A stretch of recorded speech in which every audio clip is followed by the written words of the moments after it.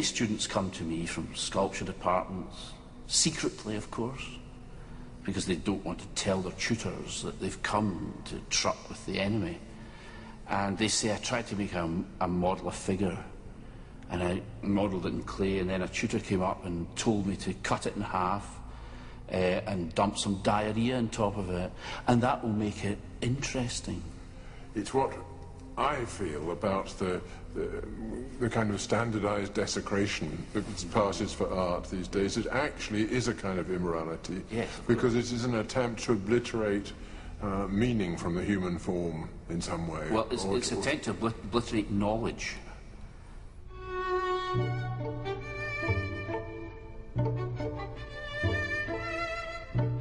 The art establishment has turned away from the old curriculum, which put beauty and craft at the top of the agenda.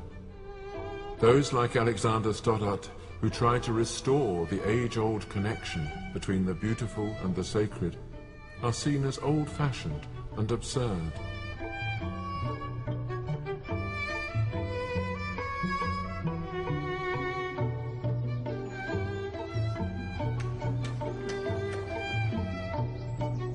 The same kind of criticism is aimed at traditionalists in architecture. One target is Leon Creer, architect of the Prince of Wales model town of Poundbury.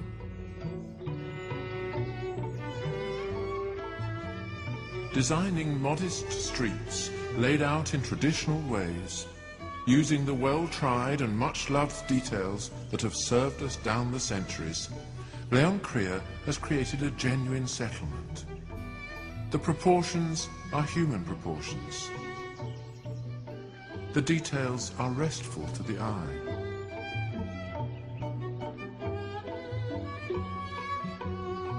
This is not great or original architecture, nor does it try to be. It is a modest attempt to get things right, by following patterns and examples laid down by tradition. This is not nostalgia, but knowledge passed on from age to age. Architecture that doesn't respect the past is not respecting the present, because it is not respecting people's primary need from architecture, which is to build a long-standing home.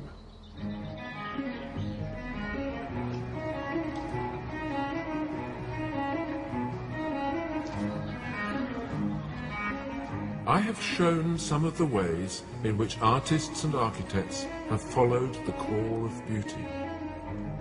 In doing so, they have given our world meaning. The masters of the past recognized that we have spiritual needs as well as animal appetites.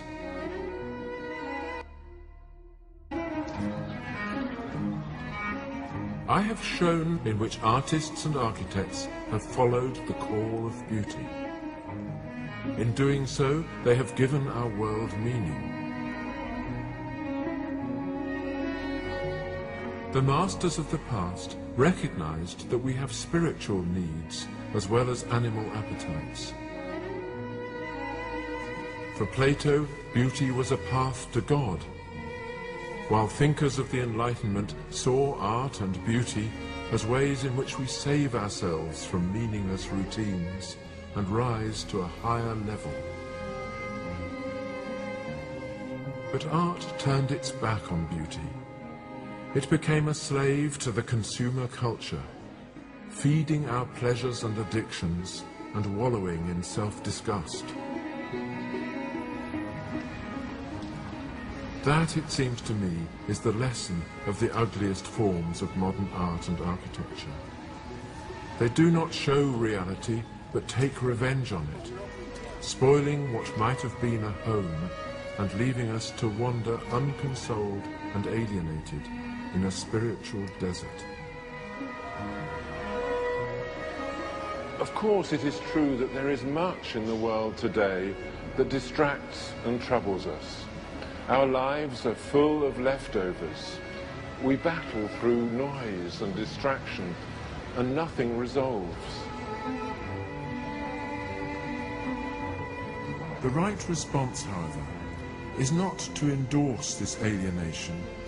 It is to look for the path back from the desert, one that will point us to a place where the real and the ideal may still exist in harmony.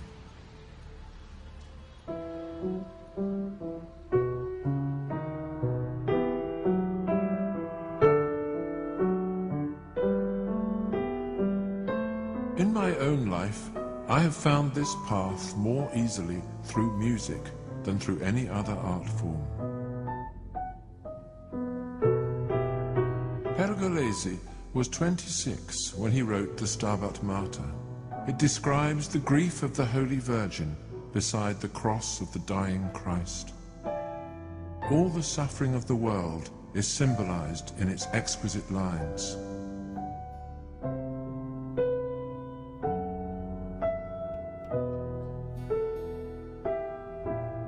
Given that Pergolesi was suffering from tuberculosis when he wrote the Stabat Mater, he is that son dying on the cross too. In fact, he died within a few months of the work's completion. This is not a complex or ambitious piece of music, simply a heartfelt expression of the composer's faith.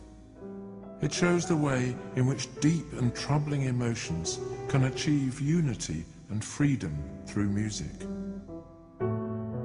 The voice of Mary is written for two singers. The melody rises slowly, painfully, resolving dissonance only to be gripped by another dissonance as the voices clash, representing the conflict and sorrow within her. Why don't I just give you bar 18? Okay. Good idea.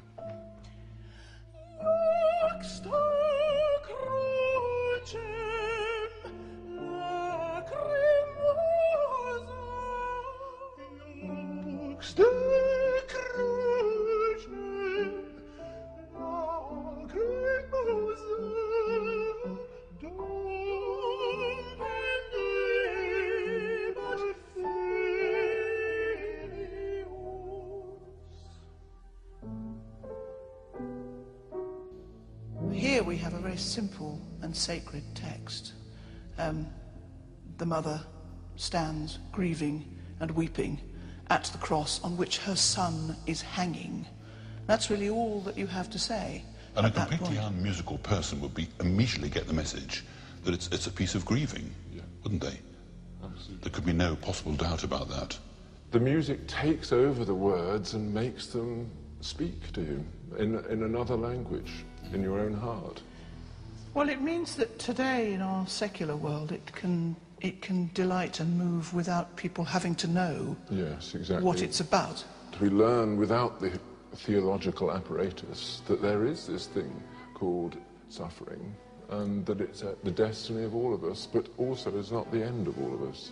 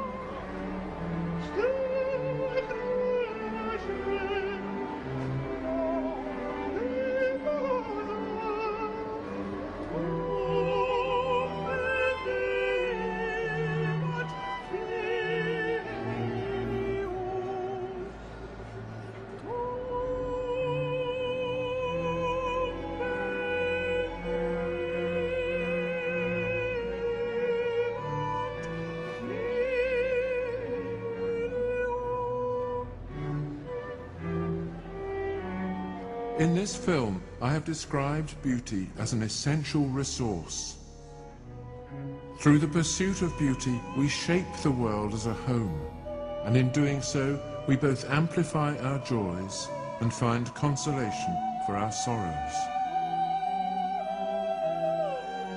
Art and music shine a light of meaning on ordinary life, and through them we are able to confront the things that trouble us and to find consolation and peace in their presence. This capacity of beauty to redeem our suffering is one reason why beauty can be seen as a substitute for religion.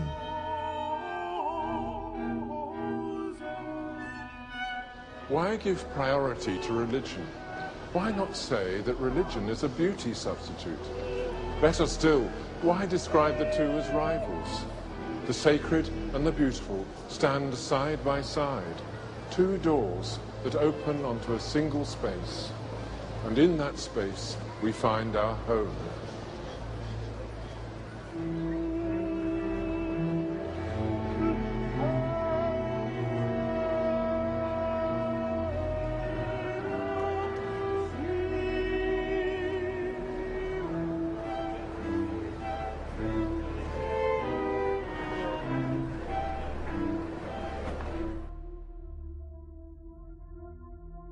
In the second half of the 20th century, the arts are frequently said to be in decline. And I have a collection, probably 10 or 15 headlines from highbrow magazines deploring the fact that the arts are in decline in our time. I'll give you a couple of representative quotes. We can assert with some confidence that our own period is one of decline, that the standards of culture are lower than they were 50 years ago, and that the evidences of this decline are visible in every department of human activity. That's a quote from T.S. Eliot, a little more than 50 years ago. And a more recent one, the possibility of sustaining high culture in our time is becoming increasingly problematical. Serious bookstores are losing their franchise, non-profit theaters are surviving primarily by commercializing their repertory, symphony orchestras are diluting their programs, public television is increasing its dependence on reruns of British sitcoms, classical radio stations are dwindling, museums are resorting to blockbuster shows, dance is dying. That's from Robert Brustein, the famous drama critic and director in the New Republic about 5 years ago. One of them is in elite art since the 1930s, say the kinds of works performed by major symphony orchestras, where most of the repertory is before 1930, or the works shown in major galleries and prestigious museums. In literary criticism and analysis, probably 40 or 50 years ago, literary critics were a kind of cultural hero. Now they're kind of a national joke. And in the humanities and arts programs in the universities, which by many measures indeed are in decline. Students are staying away in droves. Universities are disinvesting in the arts and humanities. Well, here's a diagnosis. They didn't ask me, but by their own admission, they need all the help that they can get. And I would like to suggest that it's not a coincidence that this supposed decline in the elite arts and criticism occurred in the same point in history in which there was a widespread denial of human nature. A famous quotation can be found, if you look on the web, you can find it in literally scores of English course syllabuses. In or about December 1910, human nature changed. A paraphrase of a quote by Virginia Woolf, and there's some debate as to what she actually meant by that, but it's very clear looking at these syllabuses that it's used now as a way of saying that all of the forms of appreciation of art